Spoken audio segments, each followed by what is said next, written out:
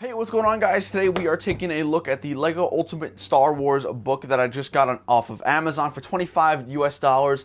And basically, I'm going to be telling you 3 reasons why I think that this book is really worth your money and why you should pick it up. Because like I said before, you can find this on Amazon for $24.99 US. I have Amazon Prime, so I'm not sure if the price is going to vary a little bit. I'll leave a link down below in the description if you want to pick this up to the Amazon link. I'm not affiliated with it. It's just a link for you guys to use just in case you can't find it anywhere else. So guys, let's get into the only thing about this that I really don't like, and that is the fact that it does not come with a minifigure. The books prior to this, the ones that have been released prior, there have been quite a few, and they all usually have come with minifigures or some sort of little Lego figure to come with the book. And this one does not, unfortunately, come with one. And I know for a lot of people that is a deal breaker, just because of the fact that it does not come with a Lego minifigure. A lot of people are a little bit hesitant to buy one of these books.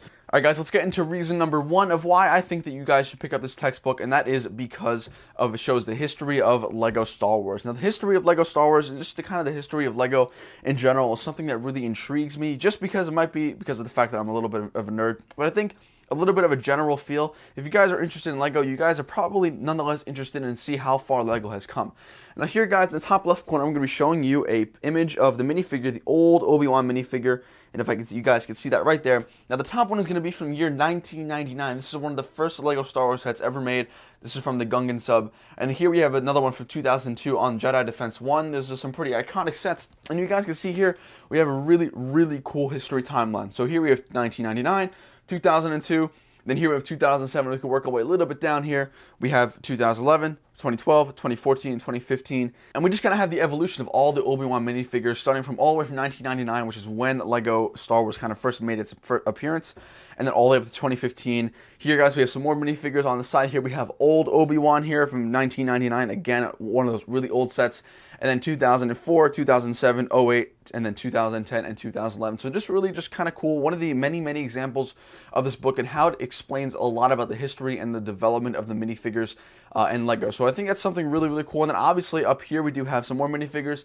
Like I said before, here we are from 2005, 2007, 12, 13, 14, and 16. So again, just kind of like a general feel of all the minifigures and how they all kind of came to be in terms of making Obi-Wan himself. So that is really cool, and this really exemplifies the history of LEGO and why I think you guys should pick this up, just because it shows all the history and all like the timeline of all these minifigures and when they were made, and that's really cool. So here, guys, on Tatooine, we have one of the very first sets ever made. This is the pod race pit stops, from 1999. Again, this is when LEGO was kind of first emerging and really becoming a popular thing. And you guys can see here we have all the minifigures and all stuff like that, and then again, here we have like the set, which seems kind of so simple. It's just a plate and a few pieces, but at that time it was so amazing. And then if we move down here, we have a little bit of a better idea of some awesome sets from 2000 and 2001. Again, we have the Pod Race Arena and the Watto's Junkyard, which is just something really cool because it's so simple, and like at the time it was so cool, and now we look back at it and it's really just kind of boring, if you will. And then obviously, like I said before, we had the timeline of Tatooine. So up here, guys, we're gonna have the Mos Eisley Cantina from 2004.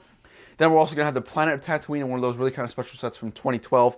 And then all the way in the bottom, we have the most recent rendition, I believe, to my knowledge, of the Mos Eisley Cantina in 2014. So it's just really kind of cool to see how something like this and like that has transformed into a set like this from 2014. Again, that was all from 1999, and then this is in 2014. So this kind of just shows you the extent of how much and how well LEGO has kind of grew over the time, and that is something very interesting to me, and definitely one of the reasons why you should buy it. And then here, guys, just to reiterate that idea, we have a really old speeder bike from 2009. You guys can kind of see how it's changed. Here we have 2011, 2012, 2013, 2014, 2016, and 2017. So again, just that really awesome timeline of how much LEGO has grown and how it's changed over the past. And that is really the primary reason why I think you guys should pick this up. And guys, the second reason why I think you guys should pick this textbook up is because of the awesome detail and animations in it. Here we have all the minifigures from the Old Republic era that you guys can see here. And honestly, it's something very small. Animations and LEGO minifigures is something that you you would come to expect in a book like this.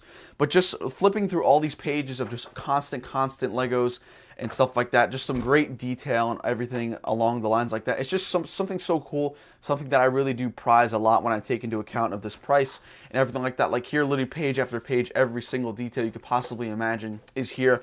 And it's not just minifigures and sets, like in the back here, if I could flip to it, some really cool animations of the Separatists and their vehicles, like the droid gunship and how it evolved from 2008 to 14. Then we obviously have Grievous's wheel down there, and then a few awesome more corporate alliance tank droids. and all that stuff too. So there's the animations and the detail in this book are very, very well done. And as you guys can see here, we have a picture. Usually has like the name of when it was built and then a description of it. So that's really, really cool. And like I said before, guys, the detail is just amazing. Every single page is filled with awesome knowledge and just really, really cool pictures to look at. And let's be real, you're not buying this for the read. You're going to buy it for the imagery. You're not reading this or writing a report on it like you would in school. So definitely buying this. I can guarantee that you guys are going to be happy because all these images and all these pictures of all these Legos are just so amazing to look at, and it's really, really cool experience. And that's definitely the number 2 reason why I think you should buy it. You guys, moving on into the 3rd reason why I think you should buy it is just because it's not like something that comes around every now and then. This is a pretty thick book. I gotta be real with you. If I could find how many pages there are, I will show you really, really quick in a minute. In the back, we have an index of all the pages and stuff like that. But there's over 300 pages, guys. 300 pages in a hard book cover. This is something really, really cool. And honestly, regardless of the interior and like everything else, the front just looks super cool. We have the Millennium Falcon. I believe this is not the UCS Millennium Falcon. It's just kind of like a normal Falcon one.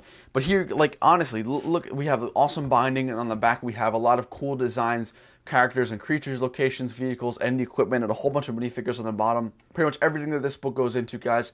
And really, the hard book cover, and this, personally, I like hard text. I don't like soft cover text. So definitely, like, a hard cover is definitely a thumbs up in my book.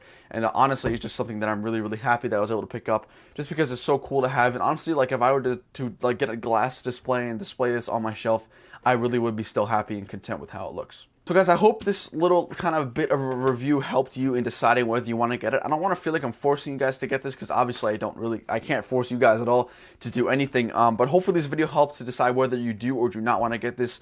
Guys, I'm pretty sure my stance on this is very clear. I definitely recommend picking this up if you guys have the money. It's such a cool thing to look at. And honestly, I feel like I could look at this every single day, just pages and pages of figures and sets and all that stuff. Just the evolution of Lego is just so crazy to me. And this book does an amazing job of kind of displaying everything and making everything look very presentable, and most of all, look very aesthetically pleasing. So this is definitely a great book, guys. If you could pick this up, I definitely want you guys to. You guys definitely drop a thumbs up on this video if you found it a little bit helpful. If you like these kind of style reviews, definitely let me know. I had a lot of fun filming this and looking through this.